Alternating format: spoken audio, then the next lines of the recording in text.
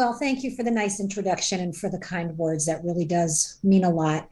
My clients and I represented 8 victims of Jeffrey Epstein over the last several years. We were moved to tears, honestly. It has been so long in coming. The first victim went to the police in 1996, 25 years Ooh. ago. And as you say, she was discounted, she was ignored. And even in 2019, when Jeffrey Epstein was indicted and he later killed himself in prison. That was such a shocking thing, but then he was allowed to escape because he took his own life. In 2020, Ghislaine Maxwell was indicted, and we had a little bit of hope, but there was also a lot of cynicism. And so now to see this day finally come, it is justice delayed, but it is also justice, and we were very pleased to see it. What next now in terms of Ghislaine Maxwell? Her lawyers straight away said they will be appealing. Can they appeal? What could happen there? Yes, every defendant who is convicted has the right of appeal. So I'm sure that she will exercise that right. But she has to show that the judge made significant legal errors in the case. And I have not seen any. So I don't think that she's likely to prevail on appeal, but she can take the shot.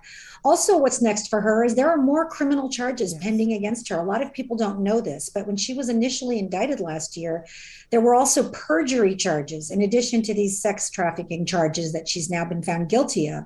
Her lawyers wanted to split off those perjury charges. That was granted. And so those remain. I would expect her to be tried on those last year. And that's essentially accusing her of lying under oath in civil depositions in prior cases brought by accusers against her. Let's look at also this. There's a civil case as well. Is it just the one civil case from Virginia Giuffre? Are there other civil cases as well? So I believe that Virginia Giuffre's case against her has settled, but there Oh. are others outstanding. The victims I represent are not in any of those cases, but I think there are a few more of those outstanding. What then could this mean to Prince Andrew? There is a civil case against him brought by Virginia Giuffre. He denies all allegations made by her. But what implication could this have? Because if Ghislaine Maxwell, and do correct me if I'm wrong here, but if she was acquitted, could that have essentially just thrown Virginia Giuffre's case out? No, they're two separate cases. And so one does not have a direct impact on the other. But I think Prince Andrew should be quaking in his boots today because all of the defenses that he wants to allege against Virginia, that she's lying, that she just wanted money, that she's told the story in different ways over the years, all of that was tried by Ghislaine Maxwell's defense against the 4 brave accusers who testified in her case. And the jury rejected it. And I think in 2021 and going into the new year in 2022, it's time for people to recognize that juries have a better understanding of sexual abuse. We no longer expect victims to come forward immediately. In fact, almost nobody does that, especially child victims. That when they tell the story, they tell it in bits and pieces until they have a relationship of trust with someone, and then they can tell the fuller story. That they often have trouble, like substance abuse or depression or sexual problems in their own lives. This doesn't undermine their credibility. And in fact, It this is the explains, normal fallout from indeed. sexual abuse. No, definitely.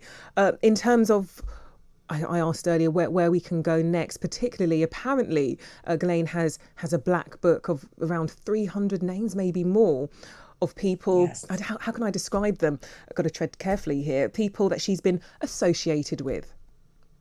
Yes. And that black book came into evidence at her trial and was used against her despite vociferous objections by her defense team. So, and in closing argument, the prosecutor said, look at these pages with 14-year-old girls listed as massage therapists and their parents' names next to them. There are no 14-year-old massage therapists, and real professional massage therapists, you don't have to give their parents' names, right? So that was very powerful evidence that was used against her. Listen, you're right to be careful because merely because somebody's name is in that book, it doesn't mean that they're a sexual predator. But it is, I think, important for investigators to look at that and to listen to the accusers and to consider other people who may have been involved in this. That there were names which the judge didn't allow to be mentioned in this case. Is that right? Some big figures actually. Well, I don't know about the judge not allowing. A lot of names did come out during the trial, like Donald Trump and Bill Clinton and Prince Andrew, and even the Pope, who was in a picture Mm, with Ghislaine and Jeffrey. There was a picture of them at one of the royal palaces. And again, just because they were associated with somebody doesn't mean that those people were sexual predators or even knew what was going on. But there are a lot of big names who Jeffrey Epstein and Ghislaine Maxwell spent a lot of time with. And I would say the more time they spent with someone, the more concern there should be and the more investigation there should be of those mm. folks. In terms of the victims you've represented, how are they coping? How has all of this been for them? Because it's true, it can be seen as, getting justice, but it can also be incredibly traumatic watching and hearing the stories of other victims. Well, that's very sensitive of you to say, and it's right. It's very triggering. It's very upsetting. All of us who are victims of sexual abuse, and I am myself as well, I'm so sorry, can have a Lisa. hard time. Can you hear me? Oh, yes, I was just saying, I'm so sorry that you two are a victim Oh, of sexual thank you. abuse. Thank you. I'm sorry. Thank you. So, it's triggering. It's hard for people. You have to do your self care. You have to take a break. You have to listen to music and Mm, remember there's a lot more things in life, than these stories. But I would say overall, this is very inspiring. And I represent many, many victims of sexual abuse against high profile predators. And many of my clients in my other cases have said to me, this is so moving to them. They feel encouraged. They feel like they can keep fighting because these cases take a long time and they're dear. hard, and people get tired and they want to give up. And I think this is really spurring victims to stand up and continue the fight. This was an incredibly interesting case to watch and observe.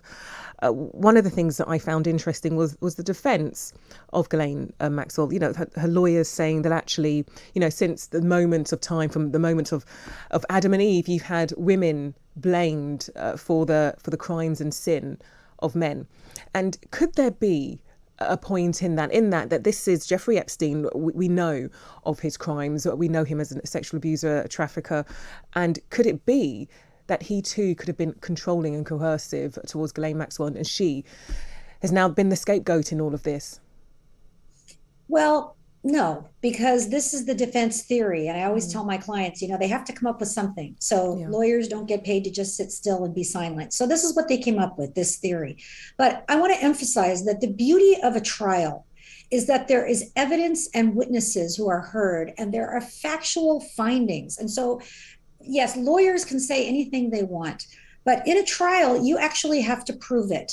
And the Mm, jury rejected this argument that she was not coerced. And in fact, at the mm, trial, they didn't argue that she was coerced. They simply argued that, she was being tried for his sins. But the prosecution proved that she was the one who also engaged in a lot of terrible yeah. behaviors, reaching out to 14-year-old girls, luring them in, charming them, teaching them how to give these massages to Jeffrey Epstein, which really were just sexual abuse, being present, sometimes participating in the sexual abuse herself. So I think Mm, we can lay to rest now all of these defense theories that she was just a scapegoat or a poor woman under the control of some man. By the way, this also went on for more than 10 years.